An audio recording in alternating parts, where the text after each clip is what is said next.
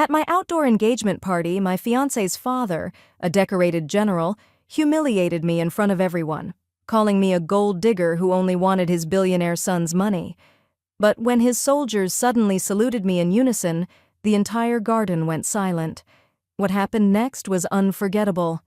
Before I tell you about the most shocking engagement party ever held, hit that subscribe button and ring the notification bell. This story will show you why you should never underestimate someone based on their appearance. Now let me tell you how one evening changed everything under the stars. My name is Madison, and 6 months ago I thought I had found my perfect fairy tale ending. Nathan Blake wasn't just handsome and kind, he was brilliant, successful, and when he looked at me, I felt like the only person in the world. We met at a small coffee shop downtown, both of us waiting in line during the morning rush. He was scrolling through his phone, probably managing his tech empire, while I was just trying to get caffeine before another day of consulting work. When the barista called out his order wrong, Nathan just smiled and accepted it anyway. That simple act of kindness caught my attention. We started talking, and before I knew it, we were sitting in that coffee shop for 3 hours, our laptops forgotten, just lost in conversation. He never mentioned his wealth, never name-dropped his company. He was just Nathan, funny, thoughtful, genuine. Over the months that followed, our relationship blossomed naturally. Nathan would bring me flowers from the farmer's market, not expensive arrangements from fancy florists. We'd cook dinner together in his surprisingly modest apartment, even though I later learned he owned a penthouse across town. He chose simplicity with me, and I loved him for it. I kept my own past private, too. When Nathan asked about my family, I'd give vague answers about them being busy with their own lives. When he wondered about my work, I'd simply say I did consulting and change the subject. It wasn't that I was being dishonest. I just wanted to be loved for who I was now, not for who I used to be or what I'd accomplished. For the first time in years, I was just Madison the woman, not Madison the decorated officer or Madison the war hero. When Nathan proposed on a quiet Sunday morning in that same coffee shop where we'd met, I knew I'd found my person. The ring was beautiful but not ostentatious, and his words were simple and heartfelt. Madison, you make every ordinary day feel extraordinary. Will you marry me? I said yes before he even finished the question. The engagement party was Nathan's father's idea. General William Blake insisted on hosting it at the family estate, and Nathan, wanting to make peace with his sometimes difficult father, agreed. The Blake estate was breathtaking, rolling grounds with meticulously maintained gardens, and for the party, they'd set up an elegant outdoor celebration under string lights and a beautiful white tent. I chose a simple white dress for the evening, nothing too flashy or attention-grabbing. I wanted to make a good impression on Nathan's family and friends, especially his father, who I'd only met briefly and who'd seemed reserved during our introduction. Nathan had warned me that his dad could be intense, a career military man who was used to being in command and having his orders followed without question.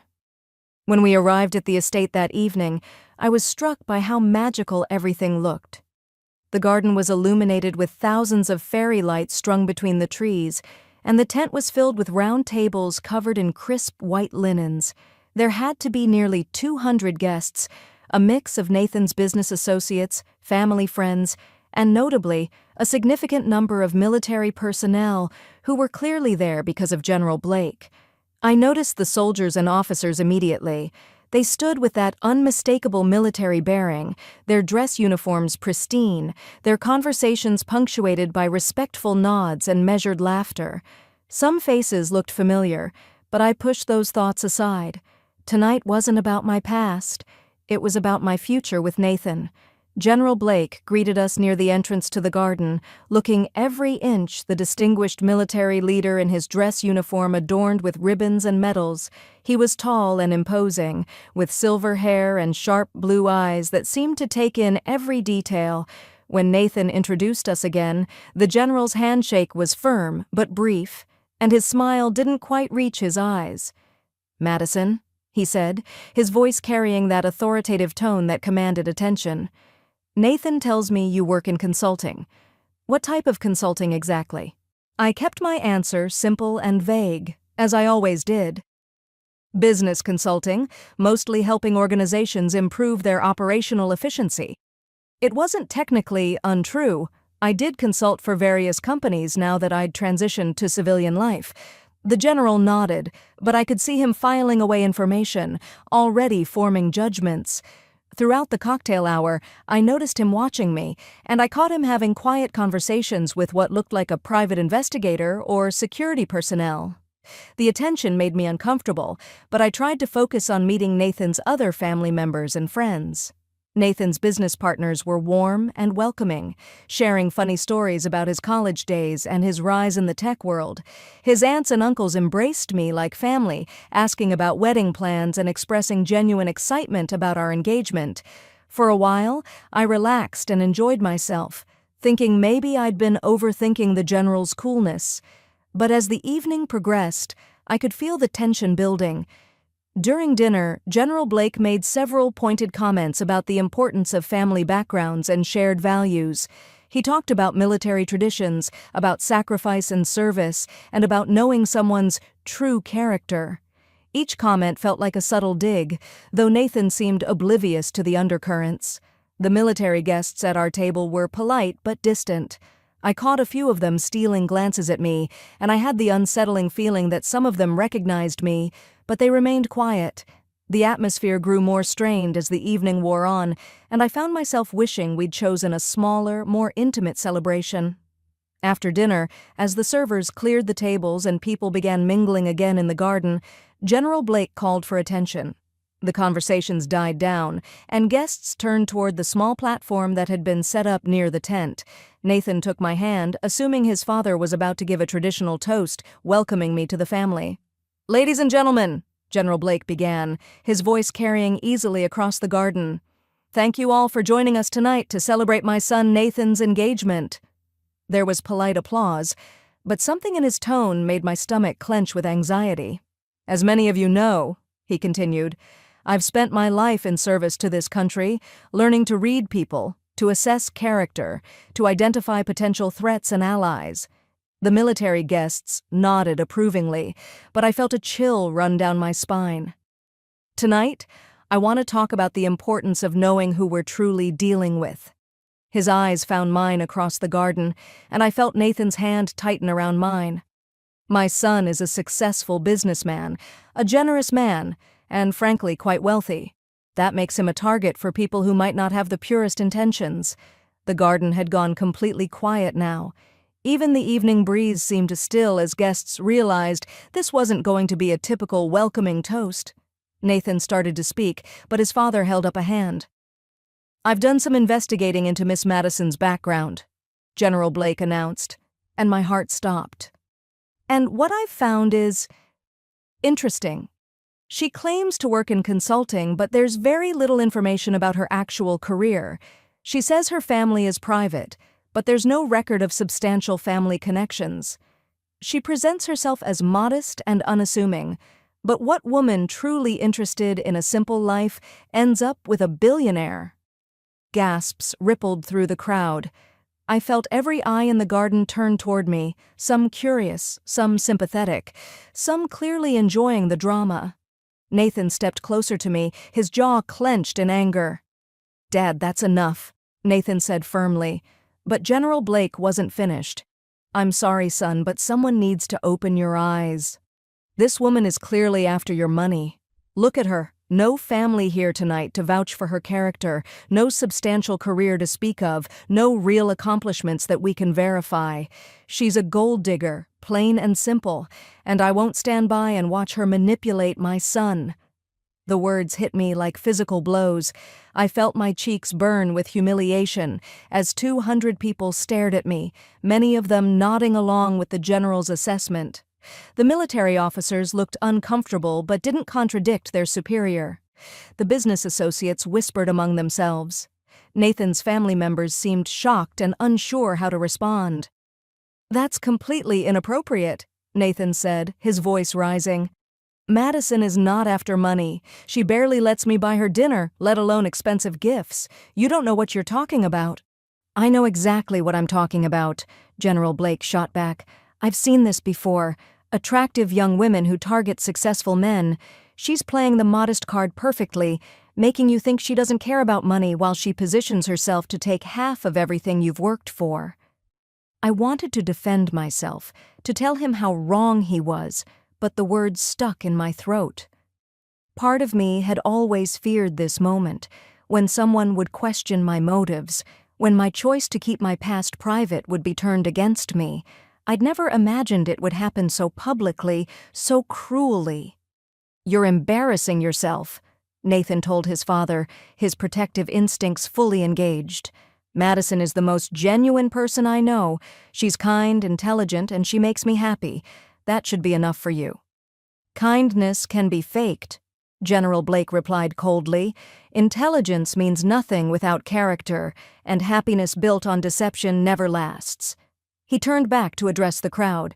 "I'm sorry you all had to witness this, but I couldn't let this charade continue. My son deserves better than someone who's clearly hiding her true intentions."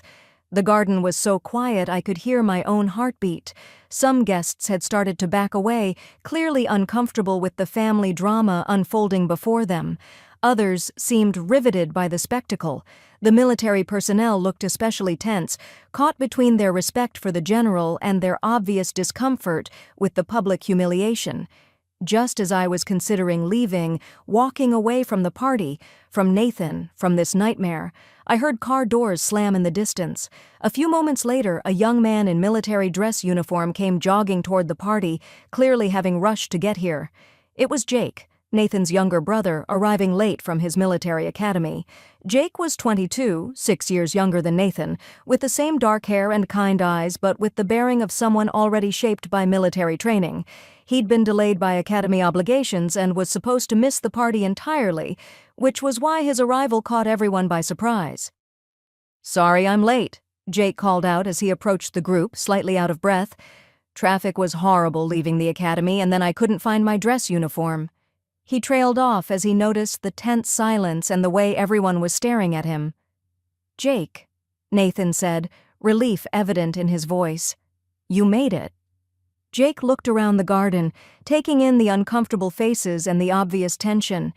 His eyes landed on me and I saw him do a double take. His expression changed from confusion to recognition to absolute shock. "Wait," he said, his voice barely above a whisper. Then louder, with growing certainty, "Ma'am, you're Colonel Madison Carter." The effect was instantaneous and electric. Jake snapped to attention with military precision and rendered a perfect salute. The action was so sudden, so unexpected, that it sent a ripple of shock through the entire gathering. But Jake's salute was just the beginning. One by one, every soldier and military officer at the party began to recognize me. A young lieutenant near the bar straightened and saluted. A sergeant by the dessert table followed suit. Within moments, nearly 20 military personnel were standing at attention, saluting me in perfect unison. The garden fell completely silent except for the soft sound of the evening breeze through the trees. The fairy lights continued to twinkle overhead, but the atmosphere had shifted completely. Guests who moments before had been watching my humiliation were now witnessing something entirely different. A spontaneous display of military respect and recognition. General Blake's face had gone pale. His mouth opened and closed several times, but no words came out. Nathan looked between Jake and me, confusion and dawning realization crossing his features. "Colonel Carter," Jake said, his voice carrying across the silent garden, "Ma'am, you saved my entire unit in Afghanistan. If it weren't for you, I wouldn't be standing here today." The words hung in the air like a revelation. I felt tears pricking at my eyes, partly from relief, partly from the overwhelming emotion of being recognized by these brave young soldiers who I'd served alongside. "At ease, everyone," I said softly, and immediately all the military personnel relaxed their salutes, but remained standing at attention. It was a response so ingrained, so automatic, that it left no doubt about my military background. Jake continued, his voice growing stronger as he addressed the crowd. "Ladies and gentlemen, you're looking at one of the most decorated officers of our generation. Colonel Madison Carter led more successful classified operations than anyone in recent history. She saved countless lives, mine included, and she gave up a stellar military career to transition to civilian life. Another officer, a captain I recognized from joint operations, stepped forward. "Ma'am, the Kandahar mission, what you did there saved not just Lieutenant Blake's unit, but prevented a major terrorist attack. You're a legend among the ranks." The atmosphere in the garden had completely transformed. Guests who had been staring at me with suspicion and judgment now looked at me with awe and respect. The business associates who had been whispering about gold diggers were now realizing they were in the presence of a war hero. "I don't understand," Nathan said, looking at me with wonder rather than accusation. "Madison, you never told me you were in the military." I took a deep breath, feeling the weight of years of keeping this secret. "I was Colonel Madison Carter, United States Army Intelligence. I served for 12 years, including multiple deployments to Afghanistan and Iraq. I retired 2 years ago with full honors." Jake nodded enthusiastically. "She didn't just serve, she excelled." Colonel Carter was one of the youngest officers ever promoted to full colonel. She led intelligence operations that directly contributed to major strategic victories. The captain added, "Ma'am, your family's military service goes back generations. The Carter name is highly respected in military circles. Your grandfather was a general, your father was a general. You come from one of the most distinguished military families in the country." I saw General Blake physically stagger as the full implications hit him. Not only had he publicly humiliated a decorated war hero, but he'd done it to someone from a family that outranked him in terms of military prestige and service. "The wealth," I said quietly, looking directly at General Blake, "comes from my family's investments and my own military benefits and consulting contracts with defense contractors. I've never needed Nathan's money. In fact, my net worth is probably comparable to his." The silence stretched on as everyone processed this information. Nathan was staring at me with a mixture of admiration and hurt. Admiration for what I'd accomplished, hurt that I'd kept it from him. "Why didn't you tell me?" he asked softly. I turned to face him, aware that our entire relationship was being scrutinized by 200 people. "Because I wanted you to love me for who I am now, not for what I used to do or what my family accomplished. I've spent years being defined by my rank, my missions, my service record. With you, I got to just be Madison, the woman who likes coffee dates and cooking dinner together and quiet Sunday mornings." Nathan's expression softened, understanding beginning to dawn. "You wanted to be seen for yourself." "Exactly. I've had people befriend me, date me, even propose to me because of my military status or my family connections or my security clearance. I never knew if they actually cared about me as a person." I looked around the garden at all the faces watching us. "With you, I finally felt like someone loved me for my laugh, for the way I take my coffee, for my terrible singing voice. Not for my medals or my family name. The emotion in my voice was real, and I saw it resonate with many of the guests. Several of the women were wiping their eyes, and even some of the military officers looked moved. General Blake finally found his voice. "Colonel Carter," he said, his tone completely different now, respectful, almost reverent. "I owe you a profound apology. What I did tonight was inexcusable. I made assumptions based on incomplete information, and I humiliated you in front of all these people. There's no excuse for my behavior." I looked at this proud military man who was now humbling himself before me and his guests. Part of me wanted to let him suffer in his embarrassment, but that wasn't who I was. Leadership meant taking the high road, even when others hadn't. "General Blake," I said, stepping closer to him, "I accept your apology. I understand your protective instincts toward your son. I probably would have done the same thing if I were in your position and had the same limited information." "No," he said firmly. "What I did was wrong. I should have approached you privately, asked direct questions instead of making accusations. I let my prejudices and assumptions guide my actions, and that's not the kind of leader I want to be." Jake stepped forward again. "Dad, Colonel Carter isn't just a war hero. She's known for her integrity, her loyalty, her commitment to doing what's right even when it's difficult. If she chose Nathan, It's because she sees something real in him, not because she wants something from him. Nathan reached for my hand, squeezing it gently. I understand why you kept your past private. I'm actually honored that you trusted me enough to just be yourself. But Madison, you never have to hide who you are or what you've accomplished. I'm proud of you, proud of your service, proud of your sacrifice, proud of the woman you are.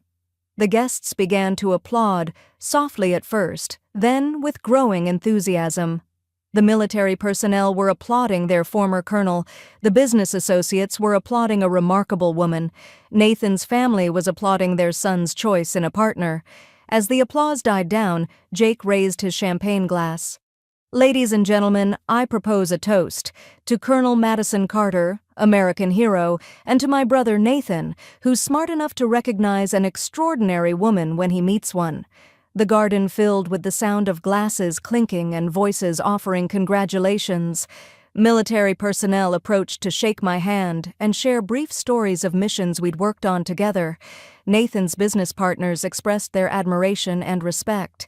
Even guests who didn't know me personally seemed genuinely moved by the evening's revelations. General Blake approached me one more time as the party began to wind down. "Colonel Carter," he said, "I hope you can find it in your heart to forgive an old soldier's mistakes. I would be honored to have you as my daughter-in-law." I smiled at him, seeing the genuine remorse and respect in his eyes. "General, I think we're going to get along just fine." As Nathan and I walked through the garden later that evening, the fairy lights still twinkling above us, he stopped and pulled me into his arms. "So, Colonel Carter," he said with a smile, "any other secrets I should know about?" I laughed, feeling lighter than I had in years. "Just one? I'm terrible at mini-golf, but I've been letting you win." "Now that," he said, kissing me softly, "is unforgivable." And that's how my outdoor engagement party became an impromptu military honor ceremony. Sometimes the most humble person in the garden has the most extraordinary story. If this tale of hidden heroism and well-deserved recognition moved you, give it a thumbs up and share it with someone who needs inspiration. Subscribe for more amazing true stories, and remember, real strength doesn't need to announce itself. What's the most surprising thing you've learned about someone you thought you knew? Drop your stories in the comments below. Until next time, this is Madison, reminding you that heroes walk among us every day.